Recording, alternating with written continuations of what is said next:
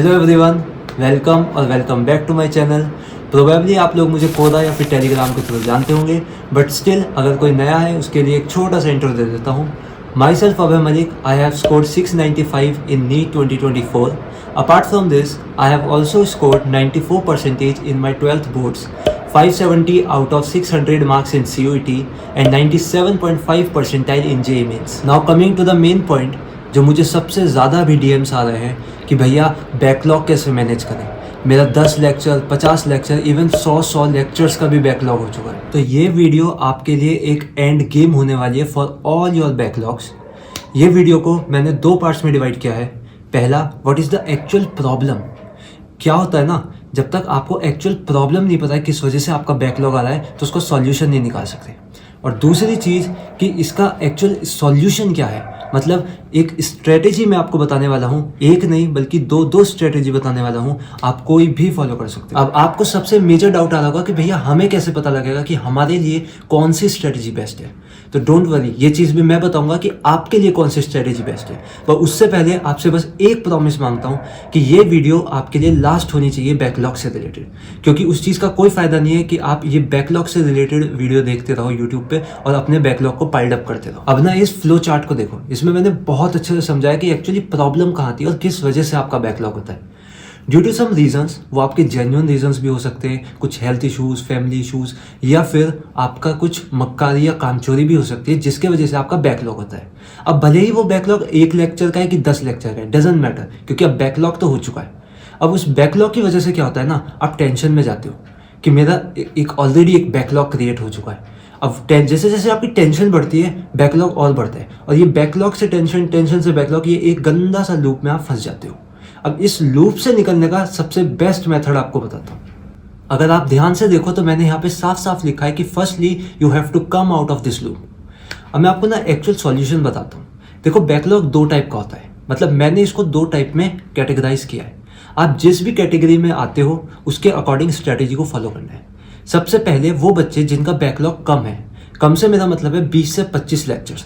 हालांकि 20 से 25 लेक्चर खुद में एक बहुत बड़ा बैकलॉग है, लेकिन मैंने इसको लेस बैकलॉग वाली कैटेगरी में रखा है। ऐसा क्यों, वो आपको आगे पता लग जाएगा।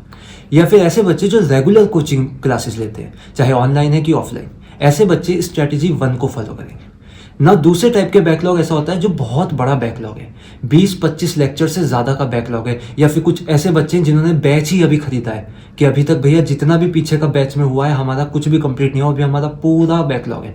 तो वो बच्चे फॉलो करेंगे स्ट्रेटेजी 2 को। अब सबसे पहले आप ये डिसाइड करो कि आप कौन सी स्ट्रेटेजी को फॉलो करोगे अपने बैकलॉग के अनुसार। मैं दोनों स्ट्रेटेजीज को बहुत डिटेल में समझा देता हूँ।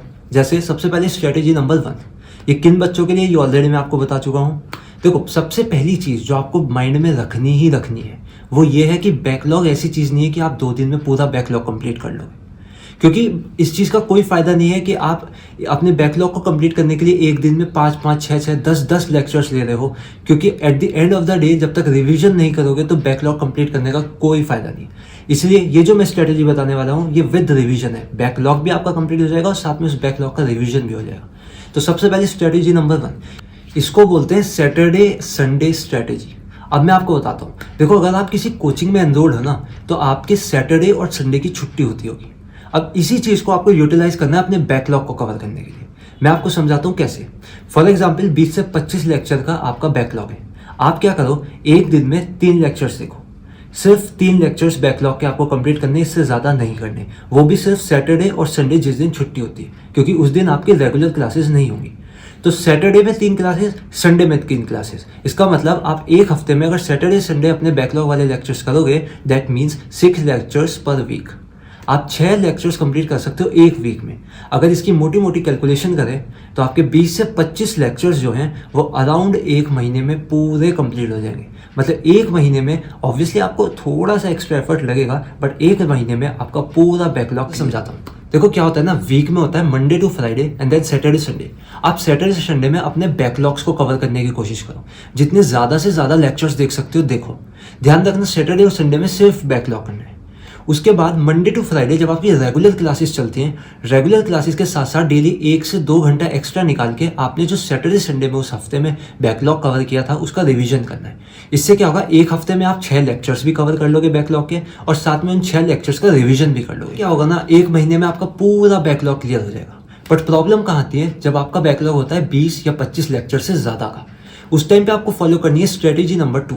मैं आपको स्ट्रेटेजी नंबर 2 को बहुत सिंप्लीफाइड वे में एक्सप्लेन करता हूँ। देखो, सबसे पहली चीज़, ये दोनों स्ट्रेटेजी मैंने अपने पे फॉलो की है और मेरे लिए वर्क करी है, इसलिए मैं आपको बता रहा हूँ।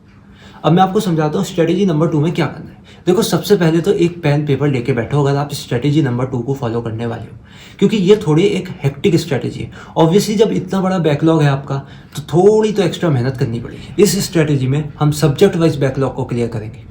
सबसे पहले बायो, इनऑर्गेनिक और फिजिक्स का बैकलॉग। बायो और इनऑर्गेनिक 2 ऐसे सब्जेक्ट हैं जो लिमिटेड टाइम में आपको मैक्सिमम आउटपुट दे सकते हैं, इसलिए सबसे पहले हम बायो और इनऑर्गेनिक पे फोकस करेंगे।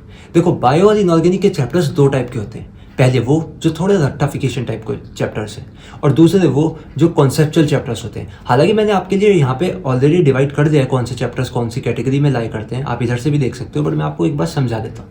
जो रट्टाफिकेशन वाले चैप्टर हैं उनके लिए आप सिर्फ 1 शॉट देखो, क्योंकि at the end of the day आपको रट्टाफिकेशन वाले चैप्टर्स में सिर्फ रटना ही है, तो उसमें कोई कॉन्सेप्चुअल लॉन्ग डिटेल लेक्चर्स देख के कोई फायदा नहीं। दूसरी चीज़, जो आपके कॉन्सेप्चुअल चैप्टर्स हैं उनके लिए आप कंप्लीट डिटेल लेक्चर्स देखो, क्योंकि वहाँ पे आपको कॉन्सेप्ट बिल्ड करने की ज़रूरत है। अब आपको फिजिक्स को बायो और इनऑर्गेनिक के साथ साइमल्टेनियसली लेके चलना पड़ेगा। फिजिक्स के लिए पहले मैं आपको एक बढ़िया सी सीरीज सजेस्ट कर देता हूँ। 2021 का एक क्रैश कोर्स है MR सर का, आप वो देख सकते हो बैकलॉग कंप्लीट करने के लिए, क्योंकि फिजिक्स ऐसा सब्जेक्ट है जिसमें मेरे अकॉर्डिंग 1 शॉट देखना ठीक नहीं रहेगा, क्योंकि इसमें काफ़ी कॉन्सेप्ट चाहिए होता है।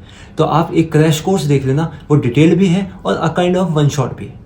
अब इन तीनों सब्जेक्ट्स को आपको करना कितने टाइम में, अपने टाइम टेबल को, अपने बैकलॉग को, जितने भी आपके लेक्चर्स हैं उनको इस तरीके से डिज़ाइन करो कि 3 वीक के अंदर अंदर आपके ये तीनों सब्जेक्ट का बैकलॉग बिल्कुल ख़त्म हो जाए। अब मैं आपको बताता हूँ कि आपको फिजिकल केमिस्ट्री और ऑर्गेनिक केमिस्ट्री का बैकलॉग कैसे क्लियर करना है, क्योंकि ऑलरेडी आपका बाकी सब सब्जेक्ट्स का बैकलॉग क्लियर हो चुका है।